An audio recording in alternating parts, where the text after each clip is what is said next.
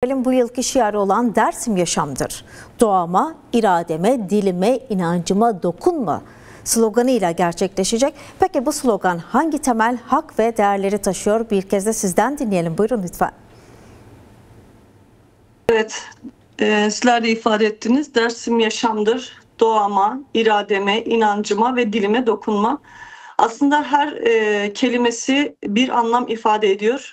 23 yıldır düzenlediğimiz bu festival özellikle bu yıl kayyum rejiminin irade gaspının gölgesinde bir yerel yönetimlerin oluştuğu süreçte açığa çıktı ve bu anlamıyla 23. festival çok daha büyük bir önem arz ediyor. Çünkü hem teknik açıdan hem mali açıdan hem insan iş gücü açısından ciddi zorlanmaların yaşandığı bir dönemde.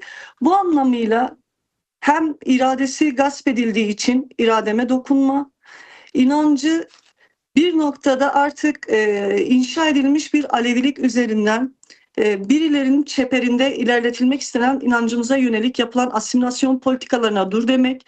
Yine dilimiz üzerinde yaratılmak istenen o kültürel soykırım ve yok olmakla yüz yüze tutmuş dilimizin artık ona dokunulmaması gerektiğini ifade etmek ve ekolojik kırıma, ekolojik yıkıma dur demek için doğama dokunma şiarını biz bu yıl belirlemiş olduk.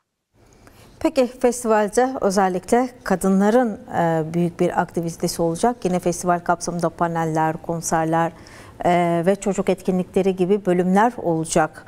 Bu içinden geçilen süreçle, bu önemli bir süreçte hemen bu festival aslında demokratik ve sosyalist yaşam inşasına kadınlar öncülüğünde nasıl bir katkı sunacak?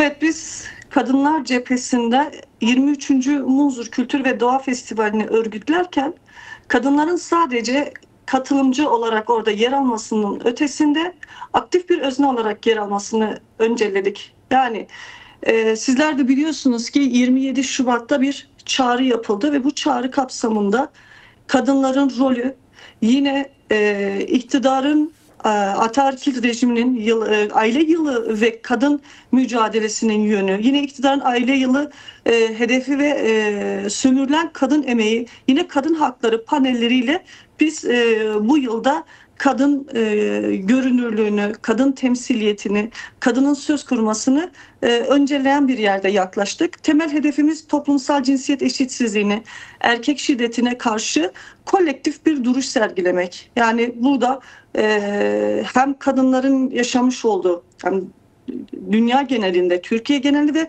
Dersim özelinde yaşanan sosyal, ekonomik, politik sorunları ortak bir zeminde tartışmak ve bunları gündemleştirmek festivalin kadın ayağı açısından bu anlamıyla bizim için önemli. Yine kadın emeğinin görünmezliği üzerine iktidarın özellikle kadın kazanımlarına yönelik saldırılarını teşhir etmek için burada festivalde bizler de aktif birer özne olarak yer alacağız. Peki aslında doğama dokunma çağrısının doğa ve insan arasındaki ilişkisini nasıl bağdaştırabiliriz? Yine Dersim tarihsel olarak baktığımızda da soykırım politikalarının hayata geçirildiği, asimilasyon politikalarının katı olarak uygulandığı pilot bölge olarak seçilen bir yer.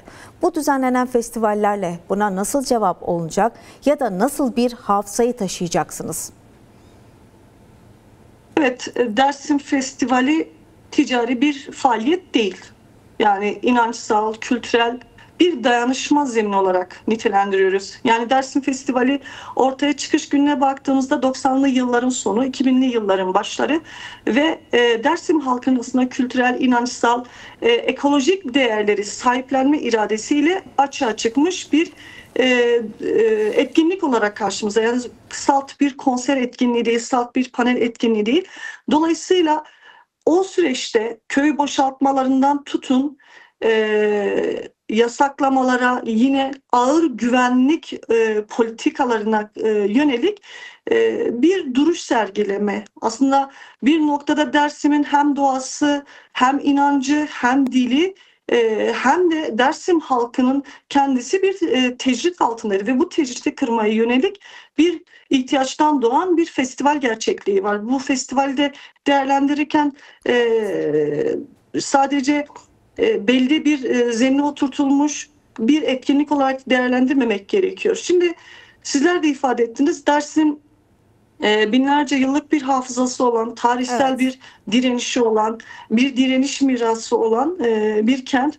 Dolayısıyla her zaman dışarıdan inkar politikalarına karşı bir direnç göstermiştir. Bugün bu festivalde aslında hem kolektif bir duruştur, bu sisteme karşı, antidemokratik uygulamalara karşı bir duruş ve bu kolektif duruş olmakla beraber aslında Festival Tertip Komitesi'ne de baktığımızda çok bileşenli bir yapı. Yani Evet. onlarca kurumun, siyasi partinin, derneğin, inanç kurumunun bir arada yürütmüş olduğu bir süreç. Bu anlamıyla sadece bir eğlence, bir kuru festival etkinliği olarak değerlendirmemek gerekiyor. Peki, aslında çok dolu bir festival olacağını söylediniz. Politik mesajları ve sisteme karşı bir duruş olacağını dile getirdiniz.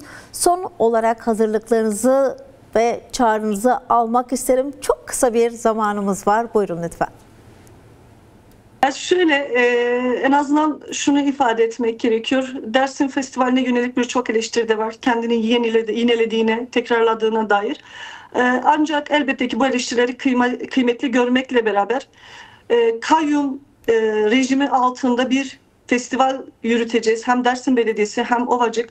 Dolayısıyla bu yıl bizim için ayrı bir anlam ifade ederken tüm Dersim halkının bu festivali sahiplenmesini, gerek güvenliğinden tutun sahnesine kadar, her türlü alanına kadar bizlere destek olmasını istiyoruz. Tartışmalarımızı yeniden festival sonrasında yaparız, birlikte değerlendiririz. Bunları söylemek gerekiyor. Bir de şunu da görmek gerekiyor. Biz kadınlar bu festivali örgütlerken iktidarın o kadın kırımına, kadın katliamlarına karşı bir duruş da sergiliyoruz. Bu anlamıyla kadınların bu süreci sahiplenmesi bizler için ayrıca bir anlam ifade ediyor. Yani iktidarın aile yılı olarak nitelendirdiği kadınların kaç çocuk doğuracağı meselesi politikalarında bizim ihtiyacımız yok. Bizim kadınların ve çocukların yaşamlarının garantiye altına alınacağı bir politikaya ihtiyacımız var. İşte bu festivallerde evet 4 günlük az bir zaman ama bu zeminler bizlerin sorunlarımızı gündemleştirebileceği ve kamuoyuyla paylaşabileceği alanlar olduğu için tüm kadınları, özellikle genç kadın arkadaşları orada görmek istiyoruz. Yine bu festivallerde belki eksik kaldığımız bir nokta vardı. Hani genç kadınların eğitim ve gelecek kaygısı yine Toparlayabilirsek çok özür dilerim. Evet, göçle yalnızlaşan kadınların bu anlamıyla sahiplenmesi ve orada yer alması, gençlik ve kadınların özellikle bu festivalin gerçek sahipleri olduğunu ifade etmek istiyoruz. Tüm dostları, yüreği Dersim için atanları da bu festivale bekliyoruz.